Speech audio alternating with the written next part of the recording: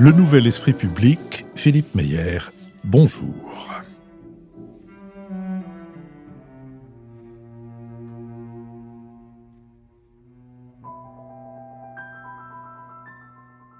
Bonjour, merci de nous avoir rejoints pour cette émission thématique consacrée au sondage, au cours de laquelle nous recevrons Mathieu Gallard, directeur adjoint de l'Institut Ipsos. Mathieu Gallard, bonjour. Nous, c'est-à-dire Lucille Schmitt, membre du comité de rédaction de la revue Esprit, Nicole Niesotto, professeur titulaire de la chaire Union européenne au Conservatoire national des arts et métiers, et Richard Verly, correspondant à Paris du quotidien helvétique Le Temps. La campagne présidentielle de 2022, rythmée par la publication quasi quotidienne de multiples sondages, a donné lieu à diverses critiques contre les enquêtes d'opinion. Ainsi, le rédacteur en chef de Ouest France a annoncé en octobre dernier que son journal ne réaliserait aucun sondage et éviterait, je le cite, de perdre du temps à commenter ceux des autres. La réalisation d'enquêtes d'opinion est une pratique ancienne dont on peut retrouver une première occurrence en 1745. L'administration de Louis XV avait alors ordonné de semer les bruits de réformes à venir et de recueillir avec soin ce qu'en diraient les habitants. Désormais, les analyses de l'esprit public, puisque c'est le nom qu'on a longtemps donné à l'opinion, les analyses de l'esprit public reposent sur la construction d'échantillons représentatifs. Leur technique, apparue dans les années 30 aux États-Unis, a été importée en France en 1938 avec la création de l'IFOP. Leur pratique a été popularisée par cet institut en 1965. Grâce à son évaluation exacte des intentions de vote pour le général de Gaulle au premier tour de l'élection présidentielle, et malgré le fait que les scores attribués aux autres candidats n'ont pas été avérés. Depuis, les sondages ont connu un usage en augmentation constante. Alors que l'élection présidentielle de 1965 n'avait donné lieu qu'à 14 sondages, il y en a eu 193 en 2002, puis 560 en 2017. Cet essor s'est accompagné d'une évolution des méthodes, notamment d'un déclin des enquêtes par téléphone, au profit des enquêtes en ligne. Sondés sur leur rapport au sondage, dans une enquête réalisée en 1978, 80% des personnes interrogées estimaient que l'on parlait trop de sondages politiques et 66% d'entre elles se prononçaient en faveur de l'interdiction de la publication de sondages avant les élections. Le législateur en a réglementé la publication et la diffusion. Une loi de 1977 a instauré une commission des sondages. Elle est qualifiée pour contrôler le processus de fabrication des sondages, en tout cas c'est ce que son intitulé dit. Les modalités de la présentation de ce sondage dans un organe de presse sont aussi contrôlées par cette commission qui peut exiger la publication d'une rectification lorsqu'elle l'estime nécessaire, et elle l'a fait en février 2022 en obligeant Marianne ayant pointé les insuffisances méthodologiques de l'Institut Cluster 17, et elle a obligé Marianne à publier son avis en invitant les lecteurs de ces sondages à une prudence particulière. Depuis 2002, la publication de sondages électoraux est interdite dans les 48 heures précédant un scrutin, et une loi de 2021 exige que pour l'élection présidentielle, toute publication de sondage soit accompagnée de l'indication des marges d'erreur des résultats. La presse étrangère permet ou de contourner cette interdiction ou de faire circuler des informations invérifiables et d'alimenter des rumeurs. Mathieu Gallard, vous êtes directeur adjoint de l'Institut Ipsos. Ceux qui vous suivent sur Twitter savent qu'aucune élection n'échappe à votre curiosité, qu'elle ait lieu en Italie, au Portugal, au Brésil, en Espagne et même en Inde. Et vous êtes donc tout à fait qualifié pour répondre à une première question qui parodiera d'une certaine manière le titre d'un livre du regretté Frédéric Bon, livre qui a maintenant un grand nombre d'années derrière lui. À quel point les sondages se trompent-ils ? Lui, c'était les sondages, peuvent-ils encore se tromper ? Et surtout, s'ils se trompent, quelle est leur erreur la plus fréquente ou dans leur utilisation ? Mathieu Gallard. Évidemment, les sondages peuvent se tromper. Je pense qu'on a tous quelques exemples récents en tête. Néanmoins, le premier point que je voudrais souligner, c'est qu'on a tendance effectivement à peut-être davantage se souvenir des erreurs des sondages que de leurs réussites. Or, en 2019, il me semble, il y a une étude académique qui a été publiée qui récapitulait les résultats de l'ensemble de 30 000 sondages électoraux qui avaient été effectués depuis entre 1942 et donc 2017 ou 2018, et qui montrait que, globalement, les sondages, s'ils n'étaient pas toujours exacts, ne se trompent pas plus récemment, dans les élections récentes, que précédemment. Donc il n'y a pas de dégradation particulière de la qualité des sondages, que ce soit en France ou dans le monde. Il y a même plutôt une amélioration par rapport à ce qu'on constatait, on va dire, des années 40 aux années 70. L'autre point, c'est qu'on a effectivement en tête des erreurs récentes des sondages. Je pense par exemple aux États-Unis en 2016, au Brexit la même année, qui sont des erreurs, mais qu'il ne faut peut-être pas trop surestimer. Je pense par exemple au Brexit. Si vous allez sur Wikipédia tout simplement et que vous allez à la page très bien faite qui récapitule l'ensemble des sondages d'opinion qui ont été réalisés sur ce référendum pour ou contre la sortie du Royaume-Uni de l'Union européenne, on constate que les derniers sondages qui étaient réalisés donnaient globalement le oui et le non, si on en fait une moyenne, j'entends, donnaient donc le oui et le non quasiment à égalité. Au final, le Brexit a été voté par, alors j'ai plus le chiffre exact en tête, mais 51, quelque chose des électeurs britanniques. Ce qui fait que voilà, il y a eu... on ne peut pas qualifier ça d'erreur dans le sens où, effectivement, comme vous l'avez rappelé, il y a une marge d'erreur et que cette marge d'erreur doit être prise en compte. J'entends que, effectivement, c'est problématique quand des sondages, en revanche, d'un point de vue politique, annoncent un résultat très serré et que le résultat va dans un sens ou dans l'autre de manière assez claire, mais ça n'est pas vraiment le cas pour le Brexit. Ça n'était pas vraiment le cas du point de vue du vote populaire aux États-Unis en 2016, par exemple. En revanche, il y a parfois des erreurs qui sont tout à fait claires. Et par exemple, aux élections régionales de l'an dernier en France, il y a eu une erreur des sondages qui ont clairement surestimé le vote pour le Rassemblement national en lien avec une sous-estimation de l'abstention. Voilà, ce que je veux dire globalement, c'est que oui, bien sûr, les sondages peuvent se tromper, mais qu'il faut, je pense, raison garder dans la surinterprétation de cette erreur des sondages. Nicole Liesotto. Oui, merci. Il y a quand même d'autres exemples d'erreurs manifestes. Par exemple, la primaire à droite, où on avait donné Fillon... où Juppé était donné gagnant pratiquement dans tous les sondages, et on a vu que c'était Fillon qui avait gagné. Il y a eu aussi l'erreur, me semble-t-il, qui était, je pense, une erreur de sondage sur le deuxième tour... sur le premier tour de l'élection présidentielle Chirac-Jospin, où Le Pen était entre 6 et 10% dans les sondages, et finalement, il est arrivé avec plus de 16% au premier tour. Donc, mais ça, c'est pas du tout pour accabler les instituts de sondage. Non, la question que l'on peut se poser sur la fiabilité des instituts, moi, je me la pose maintenant sur la notion d'échantillon représentatif. Parce qu'il me semble que les sondages tels qu'ils fonctionnent aujourd'hui reposent sur une image de la société industrielle et de la société de consommation qui n'est plus exactement celle dans laquelle on vit. Il y avait une société organisée par âge, par sexe, par localisation de l'habitat, les villes ou la campagne, par catégorie socio-professionnelle, par niveau d'éducation. Or, quand on regarde l'évolution de la société, et quand on lit notamment les travaux de votre collègue Jérôme Fourquet sur l'archipélisation de la France, on a l'impression d'une société où le critère de sexe maintenant devient un peu aléatoire, le critère d'âge se divise lui-même entre les jeunes vieux et les vieux, le critère de géographique rural urbain, en fait, c'est pas exactement ça, c'est plutôt le périurbain dont on a vu qu'il avait une importance sociologique plus grande. Et donc, on a l'impression, mais vous allez sans doute me détromper, qu'il y a une évolution de la société sondée qui ne correspond pas forcément à l'évolution des méthodes des sondeurs. Est-ce que je me trompe ? Mathieu Gallard. Je voulais peut-être revenir sur le premier point que vous soulignez sur les erreurs. Non, simplement, effectivement, on nous parle souvent de la primaire à droite de 2016. C'est vrai que tous les sondages donnaient Alain Juppé largement en tête, mais dans la toute dernière ligne droite de la campagne, et j'entends dans les tout derniers jours de la campagne, on a vu une montée de François Fillon qui était très claire. Et nous, dans le tout dernier sondage que Ipsos donc avait publié, on avait François Fillon en tête de 1 point.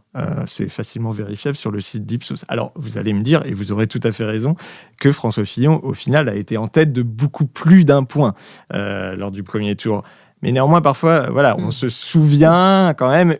Enfin, on en fait beaucoup plus que sur ces erreurs des sondages que la réalité. Et pour continuer quelques instants sur ce point, il y a quand même un exemple, moi, qui m'est resté en tête. Donc, vous disiez que effectivement, je suis beaucoup d'élections dans beaucoup de pays. C'est quelque chose qui m'intéresse beaucoup. Et en mars 2017, il y avait notamment des élections législatives aux Pays-Bas. On se situait dans un moment où Donald Trump venait d'être investi président et où la campagne électorale présidentielle en France battait son plein, avec Marine Le Pen qui était à un niveau très haut. Les journalistes français, et d'ailleurs aussi les journalistes de beaucoup de pays anglo-saxons, donc dans ce contexte, en fait, on faisait énormément sur le parti d'extrême droite néerlandais, le Parti pour la liberté, il me semble, de Geert Wilders, alors que les sondages le donnaient plutôt en baisse. Or, les journalistes avaient tendance à centrer leur vision et leur couverture de la campagne sur ce parti, en faisant comme s'il y avait un risque qu'il puisse accéder au pouvoir. Il se trouve que les sondages avaient vu juste, et que j'ai constaté que le lendemain de l'élection, on avait un certain nombre de ces journalistes qui nous disaient que les sondages s'étaient trompés parce qu'ils avaient surestimé Geert Wilders, ce qui était factuellement totalement faux, mais ce qui en fait montrait que voilà, ils avaient tendance un peu à projeter sur les sondages peut-être leurs propres erreurs. Alors, c'est évidemment pas le cas de tous les journalistes, hein. Je tiens tout de suite à le souligner. Mais voilà, il y a parfois une sorte de projection comme ça, des biais personnels qu'on peut avoir sur les sondages qui sont un petit peu déroutants. Et ensuite, pour revenir sur le point de l'échantillonnage, non, vous avez parfaitement raison. Effectivement, la société, elle change. On le constate tous. Et on doit le prendre en compte. Il me semble néanmoins qu'on le prend en compte. Il me semble aussi, premier point, que malgré tout, ces grandes divisions sociologiques, sociales, structurelles que sont l'âge, le genre, la catégorie sociale, le lieu d'habitation, ça reste des éléments structurants du vote. On le voit aujourd'hui dans toutes les enquêtes électorales.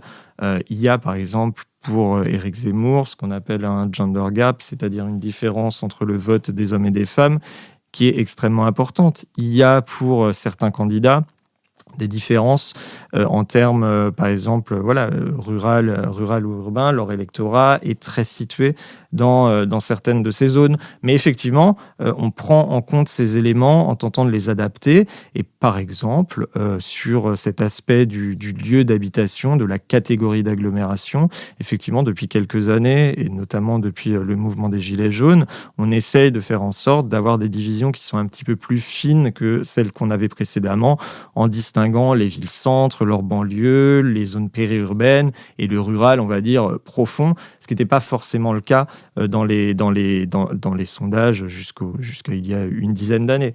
Donc, c'est des choses qu'on essaye de prendre en compte. Alors, évidemment, la difficulté, c'est que parfois, on peut être en retard d'une élection parce qu'on ne se rend pas compte, effectivement, d'une évolution. Voilà, les sondages se trompent, ça arrive.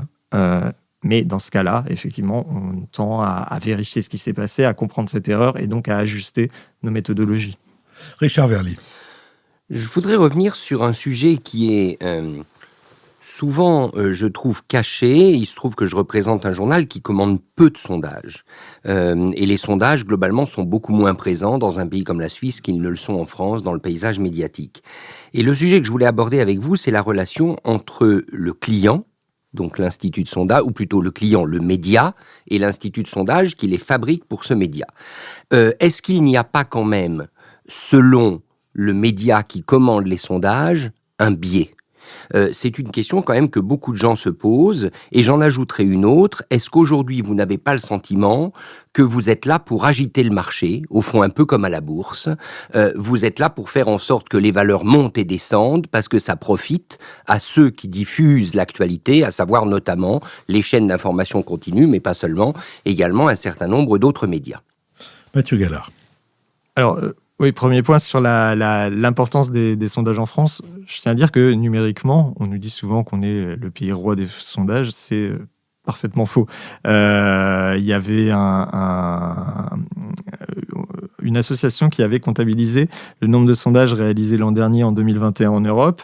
Il y avait 282 sondages qui avaient été réalisés en Allemagne. Vous allez me dire, il y a eu des élections législatives, donc ça. Là, on ne parle que des sondages politiques. Sondages électoraux. 282 sondages publiés en Allemagne en 2021, 297 en Italie. Pas d'élection en Italie l'an dernier, 253 au Royaume-Uni, 200 en Pologne. Je pourrais continuer ainsi longtemps. Et en France, il y en avait eu 67. On se situe derrière l'Estonie, le Danemark ou la Bulgarie. Donc il n'y a pas tant de sondages électoraux que ça en France. Il y en a beaucoup lors d'une séquence électorale présidentielle, c'est vrai, mais pas beaucoup plus qu'ailleurs. Mais en revanche, c'est vrai que cette centralité de la séquence électorale présidentielle fait sans doute qu'il y a un rapport au sondage qui est peut-être un peu plus compliqué que dans les démocraties parlementaires où les sondages s'échelonnent de manière assez classique au long du temps. Sur le rapport qu'on a vis-à-vis des médias, je vais être absolument clair là-dessus. On travaille souvent de manière... Globalement, on a des commandes de la part des médias, de la part de journalistes avec lesquels on travaille, mais qui souvent nous demandent des choses qui sont extrêmement larges, extrêmement floues, je vais dire. Et dans ce cas-là, on travaille, on rédige un questionnaire qui, 90% du temps, est accepté tel quel. Et par exemple, on est souvent accusé... C'est la critique traditionnelle, notamment la critique de Bourdieu, d'imposer un certain nombre de problématiques. Et un des arguments qui est parfois avancé par les sondeurs, c'est de dire que nos clients tendent à ne pas trop apprécier que pour faire face à cette critique, on suggère des réponses qui soient « je ne sais pas » ou « je n'ai pas d'opinion sur cette question ». Moi, mon expérience, c'est que les journalistes acceptent tout à fait ce genre de pratique et qu'on peut très bien poser sur un certain nombre de questions qui sont assez complexes, assez techniques ou qui réclament un suivi relativement précis de l'actualité politique, qu'on suggère aux répondants ce genre de réponse. J'ai un exemple en tête assez récent. On a réalisé une enquête qui portait sur la perception de la campagne de Yannick Jadot. Il paraissait assez clair qu'un des éléments marquants de la campagne de Yannick Jadot, c'était qu'on n'en entendait pas beaucoup parler et que donc probablement une grande partie des Français qui suivent moins la vie politique que nous, sondeurs, et que les journalistes, n'auraient pas vraiment d'opinion sur ce sujet. Et il se trouve qu'effectivement, quand on demandait aux Français s'ils jugeaient que Yannick Jadot menait une bonne ou une mauvaise campagne, un Français sur deux ne savait pas. Quand on leur demandait si Yannick Jadot prenait trop ou pas assez en compte les questions de racisme, les questions de droits des minorités, 1 sur 2 ne savait pas. Donc, sincèrement, c'est un rapport, moi, que je trouve assez simple, dans le sens où les demandes sont rarement extrêmement précises, et en tout cas, il n'y a pas très rarement, en tout cas, d'imposition de questions qui poseraient problème d'un point de vue déontologique, qui entraîneraient des biais particuliers. Il me semblait qu'il y avait une deuxième dimension. La deuxième question, c'était est-ce que vous n'êtes pas, au fond, des agitateurs de marché, un peu comme les agences de notation pour les marchés financiers ? Alors, la question derrière, c'est effectivement... Vous pouvez répondre, ne sais pas. Oui, non, la question derrière ça, c'est évidemment, est-ce qu'il y a trop de sondages ? Est-ce que les sondages sont trop relayés par les médias ? Sincèrement, moi, j'ai pas de mal à vous répondre que, effectivement, certaines chaînes, peut-être, d'information en continu, en font trop sur les sondages, effectivement, agitent trop ce qu'on appelle la course aux petits chevaux, d'ailleurs, avec des sondages, mais aussi avec d'autres aspects de la campagne. Et on a, effectivement, désormais une course aux petits chevaux sur les parrainages. Tous les 3 jours, il y a une émulation sur le niveau de chaque candidat dans les parrainages des élus locaux. Il y a une course aux petits chevaux désormais sur les ralliements, des élus du Rassemblement national vers Éric Zemmour, ceux des Républicains vers La République en marche. Donc cette course aux petits chevaux, elle ne concerne pas que les sondages, mais néanmoins, ceci étant dit, il me semble quand même que dans beaucoup de médias, que ce soit d'ailleurs des médias écrits ou des médias audiovisuels, il y a un rapport au sondage qui est plutôt sain, avec une part de la couverture de la campagne qui néanmoins reste centrée sur à la fois l'explication des enjeux et sur des reportages de terrain pour savoir ce que pensent les Français, et ce qui me paraît être non pas une alternative, mais un complément tout à fait utile au sondage. Lucille Schmitt. Oui, moi je trouve qu'il y a quand même un fait frappant, c'est le fait que la société française est devenue plus imprévisible, elle n'est pas d'ailleurs la seule, et par rapport à ce que disait Nicole Niessotto sur la question de l'échantillonnage, en tout cas c'est difficile et plus compliqué de prévoir ce qui va se passer. Donc ça c'est quelque chose qui relève pas seulement des sondages, on voit bien que quelque part le caractère imprévu en politique, ou en tout cas de se dire tiens, mais j'avais pas pensé à ça, c'est quelque chose qui est frappant, notamment sur le niveau d'abstention. Mais on peut aussi avoir en tête le fait qu'en 2019, au moment des élections européennes, Yannick Jadot a été, je crois, 3 points plus élevé que ne l'avaient prédit les sondages. On peut se rappeler d'ailleurs qu'en 2009, Europe Écologie avait fait 16%, alors même qu'il me semble que les sondages n'avaient pas prévu qu'il fasse autant, mais peut-être que vous allez... En tout cas, on n'avait pas en tête l'idée qu'il fasse autant. Et en tout cas, on est dans une scène politique où il y a des forces émergentes, il y a des forces descendantes, c'est-à-dire qu'il y a un parti socialiste, par exemple, qui est en train de descendre. Il y a l'idée que les écologistes peuvent prendre sa place. Et certainement le travail donc d'imaginer l'image de ce que nous allons avoir en face de nous au moment du premier tour de l'élection présidentielle est en tout cas pour nous, qui ne sommes pas sondeurs, quelque chose d'assez compliqué, y compris lorsque nous lisons les sondages et que nous voyons qu'il y a des pourcentages qui sont prévus. Donc par rapport à cette question des forces émergentes en politique, il y a une sorte de déstructuration de la vie politique. Sur les sondages électoraux, est-ce que ça n'est pas quelque chose qui rend la chose quand même plus compliquée ? Ce qu'on sait aussi, c'est qu'en fonction de l'échantillon, c'est-à-dire du nombre de personnes qui sont interrogées, vous avez une marge d'erreur qui est décroissante quand il y a plus de personnes interrogées. Autour de 10 000, vous nous direz exactement la marge d'erreur, mais je crois qu'elle est divisée par 2 par rapport à ce qui peut être le cas lorsqu'il y a 1500 personnes. Et on voit bien que la question des coûts pèse là-dedans, c'est-à-dire que on va commander un sondage à 10 000, c'est pas la même chose que commander un sondage avec un échantillon à 1500. Et pourtant, compte tenu de ce qu'est la société française, de l'imprévisibilité, de la scène politique, est-ce que ce serait pas quelque chose qu'il faudrait préconiser ? Et puis deuxième question, donc ces forces émergentes. Il y a eu le Rassemblement national, vous n'aviez pas prévu qu'il y ait autant d'abstention. Il y a maintenant les écologistes qui sont crédités d'être une force émergente et pourtant leur candidat, vous venez de le dire, fait une campagne qui n'imprime pas beaucoup. Est-ce qu'il ne peut pas y avoir des surprises, malgré tout, sans que vous les ayez anticipées ? J'imagine que ça ne sera pas de votre faute. Mais en tout cas, est-ce que vous croyez vraiment que lorsqu'on est sondé aujourd'hui sur Internet et non plus par téléphone, on dit ce qu'on va faire, ou on ne se réserve pas tout simplement la possibilité de changer d'avis davantage qu'avant ? Mathieu Gallard. Alors sur l'aspect, sur la volatilité de l'électorat, sur la déstructuration du système politique et partisan actuel, c'est quelque chose, en fait, d'ancien. En tout cas, l'aspect volatilité. La première grande erreur historiquement des sondages, c'est lors des élections américaines de 1948, lors desquelles l'Institut Gallup, le premier grand sondeur, prévoyait la victoire du candidat républicain, alors que c'est Truman qui avait finalement été élu.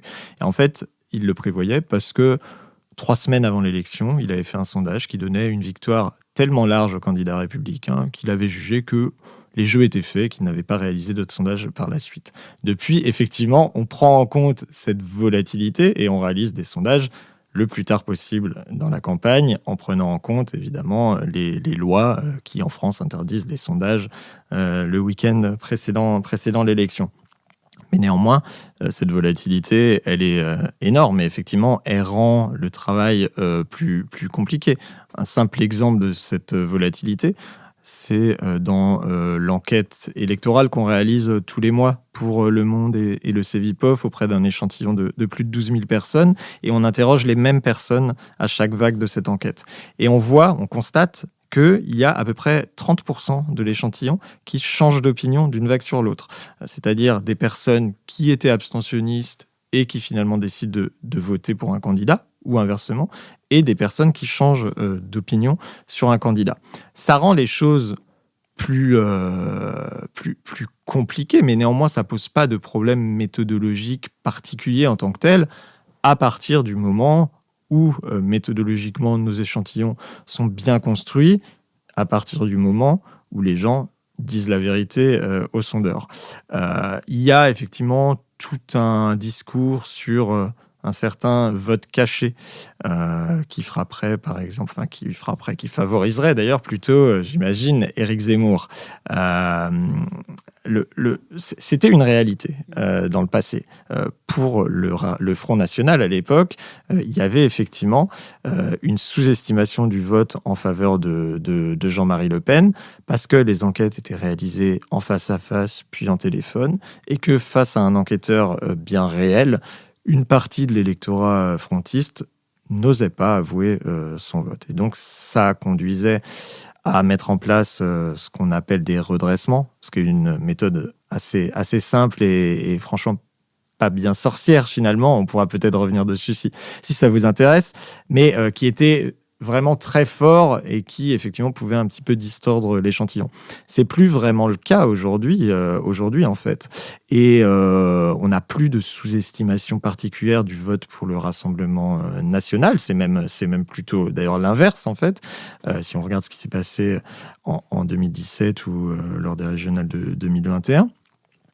Je ne vois pas vraiment de raisons particulières pour lesquelles il y aurait une sous-estimation du vote pour Éric Zemmour. J'ai le sentiment, de tout ce qu'on peut voir dans nos enquêtes, mais de tout ce qu'on peut suivre et sentir dans la campagne qui a lieu actuellement, qu'il n'y a vraiment pas de refus d'avouer un vote pour Éric Zemmour, et qu'au contraire, c'est un vote qui est plutôt un vote extrêmement démonstratif, et voilà, que les soutiens d'Éric Zemmour ont tendance à être tout à fait fiers de ça. Donc je serais assez surpris que, si erreur il y a le 10 avril, mais je ne le souhaite pas, elle vienne en tout cas de ce côté-là.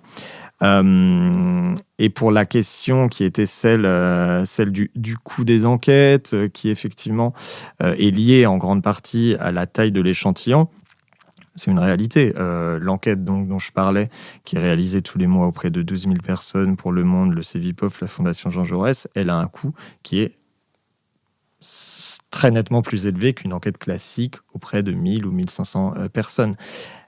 Effectivement, ça serait sans doute très positif de développer davantage ce genre d'enquête, parce que ça permet un suivi très précis de la campagne, que ça permet aussi un suivi très précis des évolutions électorales, non pas au niveau global, mais aussi au niveau de sous-catégories de la population. Quand dans ce type d'enquête, vous pouvez voir le vote des jeunes, le vote des ouvriers, le vote des électeurs de 2017 de François Fillon de manière extrêmement précise, ce qui n'est pas vraiment le cas dans une enquête auprès de 1500 personnes.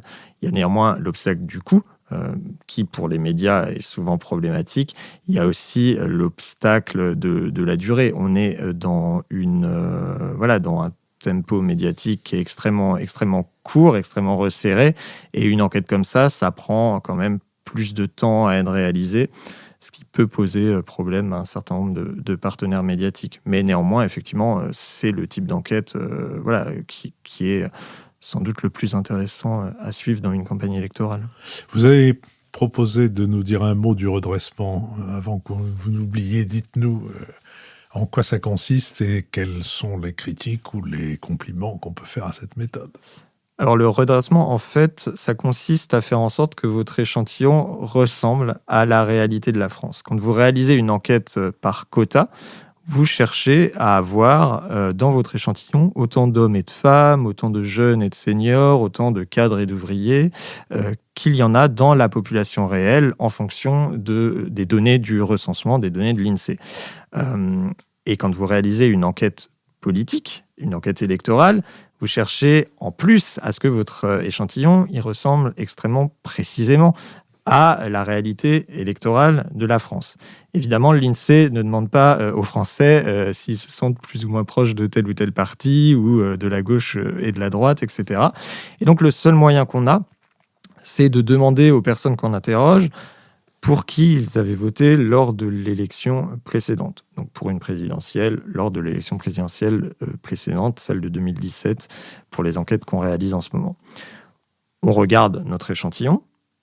Évidemment, ça ne colle jamais strictement avec les résultats. On a, par exemple, un Emmanuel Macron qui va être surestimé dans notre échantillon. Dans notre échantillon, on constate qu'il fait 26%. 26% des Français nous disent qu'ils avaient voté pour Emmanuel Macron en 2017, alors que dans la réalité, on sait que c'est 24%. Et bien, ce qu'on fait, tout simplement, c'est qu'on donne aux personnes qui disent avoir voté pour Emmanuel Macron en 2017 un poids qui est légèrement inférieur à 1. C'est-à-dire que chacune de ces personnes ne comptera pas pour une personne, mais pour 0,9, 0,8 personnes en fonction du différentiel exact.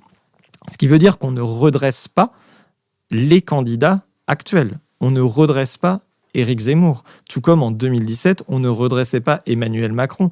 Et j'ai envie de dire, l'offre politique actuelle n'a pas d'impact sur ces redressements. Tout ce qu'on cherche à faire, c'est avoir un échantillon qui ressemble à la France basé sur des données électorales qu'on connaît, les données électorales des années précédentes. Nicole Lisoto. Donc, à la France d'il y a 5 ans. Exactement. Oui. Mais moi, juste un commentaire d'abord, puis après une question. Mon commentaire, c'est qu'en fait, ces erreurs des sondages, moi, ça me ravit. Je trouve que c'est pas un problème. Je trouve que c'est au contraire le signe que la société française, en l'occurrence, mais n'est pas mathématiquement susceptible d'être mise en équation dans une formule simple qu'il y a de la vie, de la surprise. Et moi, je trouve que c'est plutôt bien. Je pense qu'il n'y a que les régimes totalitaires qui pourraient avoir des sondages, si jamais ils en faisaient, mais ils n'ont pas besoin d'en faire, justement, dans lesquels la société serait parfaitement en adéquation avec ce que trouvent les sondages. Donc moi, je trouve que les erreurs des sondages, c'est plutôt des ruses de la démocratie qu'un problème des sondeurs. Moi, je m'en félicite de temps en temps. Ma question, c'est sur l'influence des sondages, et en particulier sur l'influence des décideurs, c'est-à-dire, alors en l'occurrence, soit les hommes politiques qui sont au pouvoir, soit les candidats qui aujourd'hui espèrent être au pouvoir. Est-ce que vous avez d'abord des études pour savoir quelle a été l'évolution d'un décideur par rapport à tel ou tel sondage? Est-ce qu'il y a des cas typiques? Parce que moi, quand je regarde un tout petit peu, par exemple, ce que je connais mieux, c'est-à-dire les questions européennes, dans la campagne de 2007, si Emmanuel Macron avait écouté les sondeurs, il n'aurait jamais parlé d'Europe. Or là, on voit bien que c'est quelqu'un qui n'a pas écouté les sondages. Inversement, quand on regarde la série des sondages européens que l'on a depuis 1973 maintenant, les eurobaromètres, dans tous ces sondages qui sont faits, alors je ne sais pas si la méthode est bonne, je n'y connais rien, mais ce sont 1000 entretiens en face à face dans chaque pays, eh bien, on voit que la question d'une Europe puissance, d'une Europe forte sur la scène internationale, remporte dans tous les pays, y compris en Grande-Bretagne qui a quitté, plus de 70% d'opinion favorable. Et donc, si les décideurs écoutaient ces sondages qu'ils ont maintenant depuis des décennies, peut-être qu'ils seraient un peu plus sérieux sur ces questions d'Europe politique. Or, ça leur est complètement égal. Donc voilà, moi, j'ai ces deux exemples, mais c'est vraiment tout petit comme exemple. Donc, j'aimerais vous poser la question de... Est-ce que Emmanuel Macron ou d'autres changent en fonction d'un sondage que vous leur avez livré? Mathieu Gallard. Alors sur l'influence des sondages, effectivement, on peut parler de l'influence des sondages sur les électeurs. Il y a aussi, et à mon avis plus sûrement, une influence des sondages sur les décideurs politiques, sur les élus et les candidats. C'est absolument certain que de bons sondages vont constituer pour un candidat potentiel un atout, et d'ailleurs vont sans doute le pousser à être candidat, et inversement. Ce qui, de mon point de vue, est plutôt une erreur, parce que, et je ne l'ai pas dit ici, mais je pense, jusqu'ici, mais il faut le dire, un sondage n'est en aucun cas une prédiction. Et ça n'est pas juste un espèce d'élément de langage qu'on dirait pour se prémunir, justement, d'éventuelles erreurs des sondages. C'est une réalité. Il est bien évident que on ne sait pas, dans les sondages actuels, ce qui va se passer dans les 2 mois restants de la campagne. Beaucoup de choses peuvent se passer. Je ne sais pas quels seront les enjeux qui seront mis en avant, quelle seront l'attitude des candidats, ce qui va se passer durant les débats, les polémiques, etc. Et dans un contexte où il y a une forte volatilité électorale, de mauvais sondages actuels pour un ou une candidate ne sont pas du tout une assurance qu'il va faire un très mauvais score. On peut penser à... Mettons Anne Hidalgo, par exemple, qui est aujourd'hui créditée de très mauvais scores, c'est une réalité. On peut être pessimiste pour sa candidature, mais fondamentalement, peut-être qu'on doit être pessimiste à cause d'autres aspects. Le fait que c'est une personne que les Français connaissent déjà et dont ils ont une image qui est aujourd'hui plutôt dégradée, ce qui fait que ça va être difficile pour elle de bénéficier, on va dire, de la campagne quand elle va battre son plein, et le fait que les les enjeux qu'elle met en avant sont pas vraiment les enjeux qui sont le centre de la campagne telle qu'elle est actuellement. Mais un sondage en tant que tel, pour moi, ne doit pas être lu comme ce qu'il va se passer à l'avenir. Voilà, sur l'aspect, en quoi ça influence des candidats. Néanmoins, voilà, il y a la question de en quoi les sondages, qui sont pas cette fois les sondages électoraux, mais les sondages plutôt d'opinion, donc sur des grandes problématiques sociales, économiques, européennes, vous en parliez, en quoi ils peuvent influer ou non les décideurs politiques. Moi, j'ai travaillé avant d'être à Ipsos au service d'information du gouvernement où on réalisait pour les ministères, pour Matignon, des enquêtes. Enfin, on les réalisait, en tout cas, on commandait des enquêtes aux instituts qu'on analysait ensuite. Ce qui m'a le plus frappé, c'est à quel point les sondages n'étaient vraiment qu'un outil parmi beaucoup d'autres et à quel point les résultats des sondages, même quand ils étaient extrêmement clairs, étaient assez rarement pris en compte finalement, tout simplement parce qu'un responsable politique, un ministre, un président, il y a beaucoup d'autres dimensions qui entrent en compte dans une prise de décision. Et donc, voilà, quand j'entends parler d'une démocratie qui se ferait uniquement au sondage, je suis assez sceptique. Un des exemples, là encore étranger, qui me vient en tête, c'est Tony Blair, Premier ministre britannique, dont on disait que c'était un accro au sondage, dont toute la politique aurait été basée sur la communication. Il s'est quand même littéralement effondré à cause de la guerre en Irak, dont tous les sondages montraient que les Britanniques ne voulaient absolument pas. Donc voilà, je ne suis pas certain. Il ne l'a pas suivi, et dans beaucoup de cas, les responsables politiques ne suivent pas les sondages. Et autre point que vous soulignez qui est intéressant, sur cette question européenne. Voilà, les Européens voudraient une Europe forte. Or, c'est pas ce que mettent en avant les responsables politiques de la plupart des pays, et en France en particulier. Ce qui est un des points les plus importants quand vous regardez des sondages d'opinion, c'est, et ça a été montré par un certain nombre de sociologues, je pense par exemple à un Américain qui s'appelle John Thaler, c'est que l'opinion des individus sur les différents enjeux, elle est fondamentalement ambivalente. Les gens ne sont pas très politisés. La grande majorité des Français s'intéressent à la politique d'assez loin. Et quand vous leur parlez de la plupart des grands enjeux qui intéressent beaucoup les médias, les candidats, ça ne sont pas des enjeux sur lesquels ils ont énormément réfléchi. Et ils peuvent très bien juger qu'il faut une Europe forte, mais en même temps que l'Europe pose un certain nombre de problèmes, empiète sur les prérogatives nationales. Donc tout ça est très ambivalent. Richard Verly. Comme on le sait, et je pense que c'est le cas de Ipsos, les instituts de sondage ne font pas que des sondages politiques. Ils font beaucoup d'autres sondages. Vous nous direz peut-être, d'ailleurs, ce serait intéressant d'avoir la proportion dans votre activité professionnelle du nombre de sondages politiques et non politiques. Et pourquoi je souligne ça ?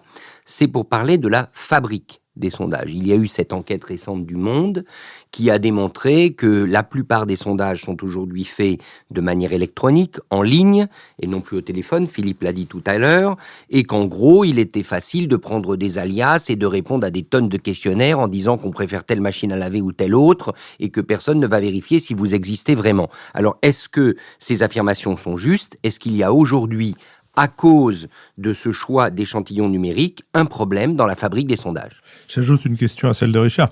Un certain nombre de gens sont payés, faiblement, mais payés quand même, pour répondre à des sondages. Quelle sorte de biais vous avez pu constater que ça introduisait dans les résultats ? Mathieu Gallard. Alors sur déjà le poids des sondages politiques, je commence par la question la plus facile. Dans un institut de sondage et dans Ipsos, on va dire que les sondages d'opinion, ça va compter pour 5 à 10% du chiffre d'affaires. Donc effectivement, la grande majorité des sondages qui sont réalisés par Ipsos, mais c'est le cas dans la plupart des instituts de sondage en France, c'est avant tout du marketing. Et pour être encore plus précis, les sondages stricto sensu électoraux, ça va peut-être représenter 1% du chiffre d'affaires de cette année. C'est extrêmement, extrêmement faible, extrêmement marginal. On ne fait clairement pas que ça.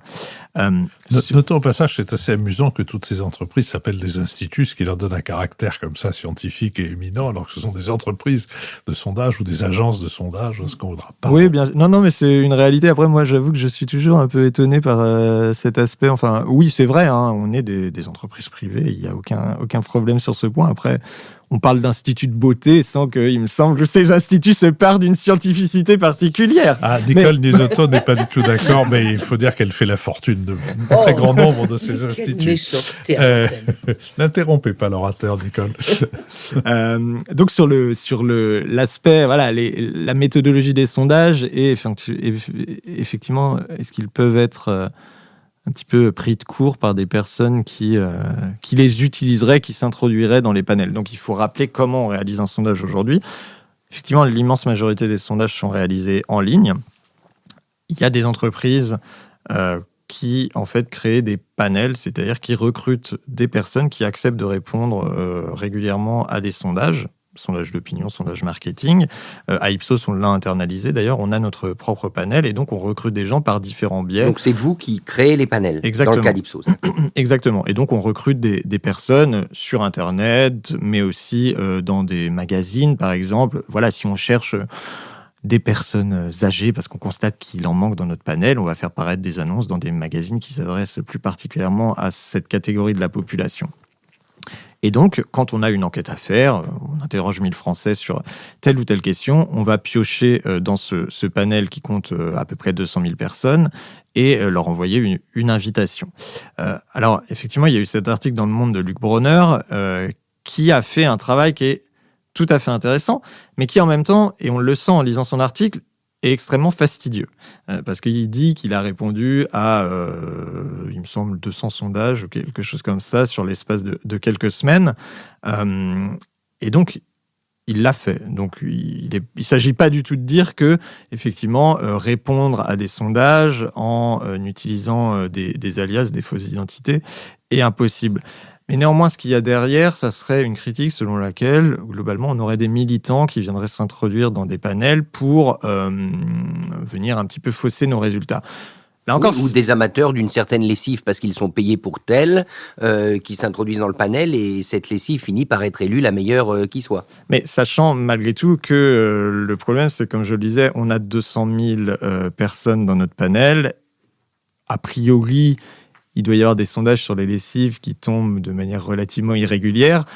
Donc, quoi qu'il en soit, vous devrez répondre à énormément de sondages avant de tomber sur un sondage sur la lessive. Et donc, il faudra être extrêmement motivé et avoir énormément de temps libre à passer à répondre à des enquêtes sur des sujets qui ne sont pas forcément passionnants, si votre objectif est vraiment celui de faire en sorte qu'une lessive monte dans les ventes et monte dans l'opinion.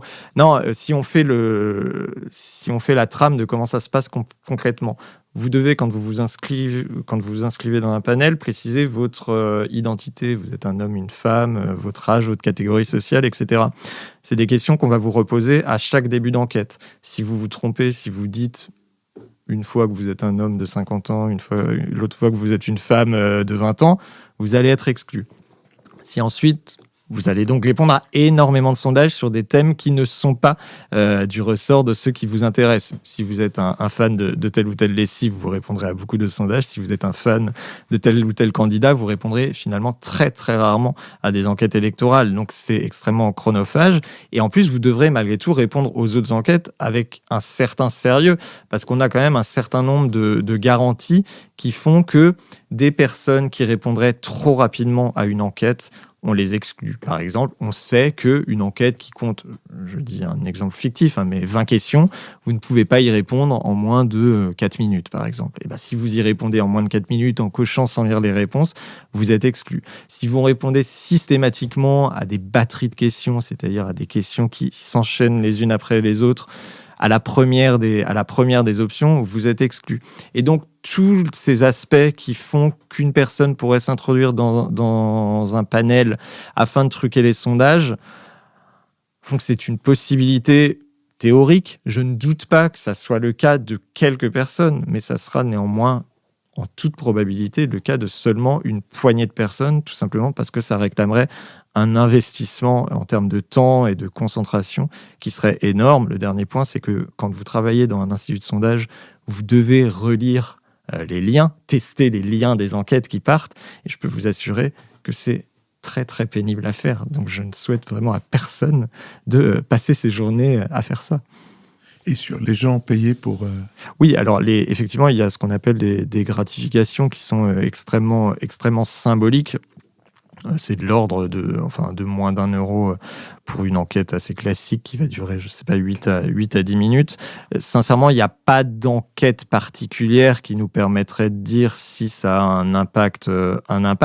Il nous semble que, étant donné la faiblesse de ces gratifications qui font qu'à la fin de l'année, vous toucherez de façon au mieux quelques dizaines d'euros, mais vraiment au mieux en ayant répondu quand même à pas mal d'enquêtes probablement, on est surtout sur des personnes qui souhaitent avant tout donner leur avis. Et empiriquement, on constate que s'il y a des erreurs des sondages, on ne voit pas en quoi elles pourraient être liées à un biais particulier lié à ces gratifications. Lucille Schmitt. Oui, vous nous avez dit que la société, enfin les personnes qui sont interrogées dans le cadre des sondages sont au fond assez faiblement politisées.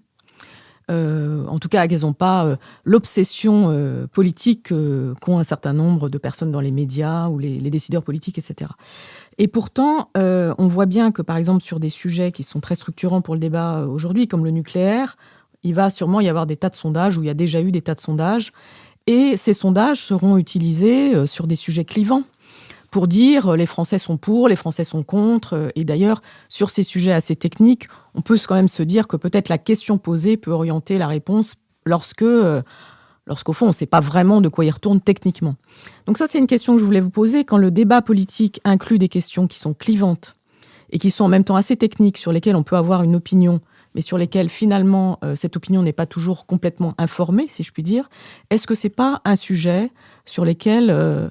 voilà, vous, en tant que sondeur, vous pouvez regretter l'état du débat. J'ai une deuxième question.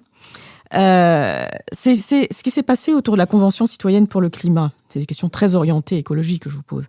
On voit bien que là, d'une certaine manière, on a pris la méthode du sondage. En tout cas, on a pris, par rapport à ce que vous disiez sur l'échantillonnage, on a dit, voilà, on a pris un échantillon de la société française à l'instant T, on l'a rectifié de façon à ce que ça soit représentatif. Et puis ensuite, on a donné à cette Convention citoyenne, finalement, un mandat qui était extrêmement large, et on a vu comment ça s'est terminé, c'est-à-dire avec beaucoup de déception.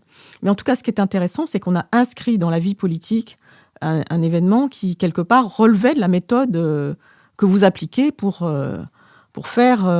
analyser la vie politique, pour expliquer comment elle se structure. Qu'est-ce que vous en pensez ? Est-ce qu'il n'y a pas aussi, au fond, quand même une fascination pour cette méthode des sondages dans une société qui est de moins en moins, comme disait Nicole, peut-être plus libre qu'on ne l'imagine en tout cas. Est-ce que c'est quelque chose que vous trouvez intéressant, c'est ce genre d'expérimentation ? Mathieu Gallard. Alors sur le premier point, donc déjà, je tiens à dire que ce n'est pas les personnes qu'on interroge qui ne sont pas extrêmement politisées, c'est les Français de manière générale. On dit souvent les Français sont le peuple le plus intéressé par la politique au monde. En tout cas, quand on fait des études internationales, on constate que c'est une légende. Il y a d'ailleurs beaucoup de légendes et de mythes de ce type que les sondages permettent de mettre à mal. Sur la question du biais des questions, du biais potentiel de certaines questions, en tout cas, c'est une réalité. Hein. On est effectivement confronté régulièrement à des clients qui, pour une raison ou une autre, souhaitent mettre un sujet à l'agenda politique ou orienter le débat politique dans un sens ou dans l'autre. C'est de notre responsabilité de faire en sorte que les questions soient acceptables ou d'éventuellement refuser de réaliser l'enquête. Voilà, je peux pas dire grand-chose de plus. Après, il y a certaines thématiques sur lesquelles, effectivement, je pense par exemple au débat sur la PMA. Il y avait un institut qui réalisait des enquêtes d'opinion pour des associations favorables à l'ouverture des droits à la PMA et pour d'autres qui étaient défavorables. Alors, c'est pas Ipsos, donc je le dis sans complexe particulier. Ça posait pas de... Enfin, ils étaient très critiqués pour ça. En même temps, de mon point de vue, quand on lisait ces enquêtes d'un point de vue un petit peu plus, un peu plus neutre si on veut, elle donnait des informations. D'un côté, les Français étaient majoritairement et même assez massivement favorables à l'ouverture des droits à la PMA pour les femmes célibataires et les couples de femmes. De l'autre côté, quand on leur demandait quel était le milieu idéal pour qu'un enfant se développe, ils nous disaient que c'était un couple hétérosexuel.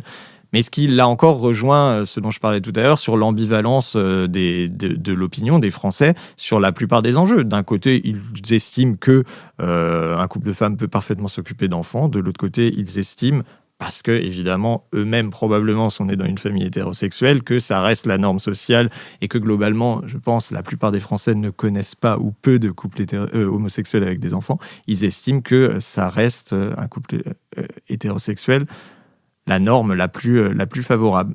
Voilà, de mon point de vue, ça permet juste de comprendre et de saisir ces ambivalences de l'opinion. Évidemment, dans le débat public, c'est souvent utilisé à des fins qui sont beaucoup plus partisanes et beaucoup moins neutres. Et ça, je le comprends, je le déplore. C'est à nous aussi d'essayer de faire en sorte que quand ça arrive, on puisse le prendre en compte, alerter les clients et surtout alerter éventuellement nos partenaires médiatiques sur ces problématiques. Et puis sur la question de la Convention climat, oui, effectivement, elle a été basée en partie sur la méthodologie des sondages, en tout cas la formation du panel de citoyens qui ont été tirés au sort se voulait représentative de la population. Et ça montre qu'effectivement, il y a, vous disiez, une fascination pour les sondages, en tout cas un intérêt pour cette question qui effectivement est à mi-chemin entre le sondage, la démocratie participative, voire la démocratie directe.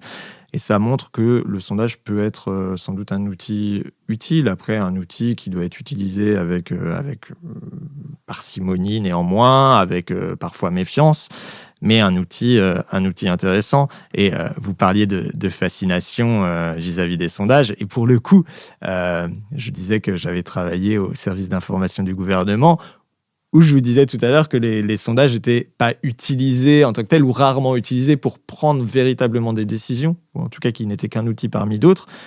Mais en revanche, c'est vrai que dans ces milieux politiques, les sondages, en soi-même, c'est un outil sans doute de pouvoir. Avoir un sondage, le détenir les résultats avant les autres, c'est perçu comme quelque chose de positif. Finalement, vous savez, vous connaissez les résultats d'un sondage, ce qui est un petit peu amusant, parce que voilà, comme je le disais, c'est un outil utile, mais parmi beaucoup d'autres outils.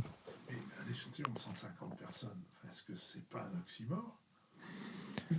Mais en fait, tout dépend de ce que vous cherchez à faire. Si vous cherchez à avoir l'opinion de l'ensemble des Français sur une problématique, 150 personnes, ça ne suffit pas. Après, il n'y a pas une taille d'échantillon à partir de laquelle, au-delà de laquelle il y aura un effet cliquet, ça deviendrait OK.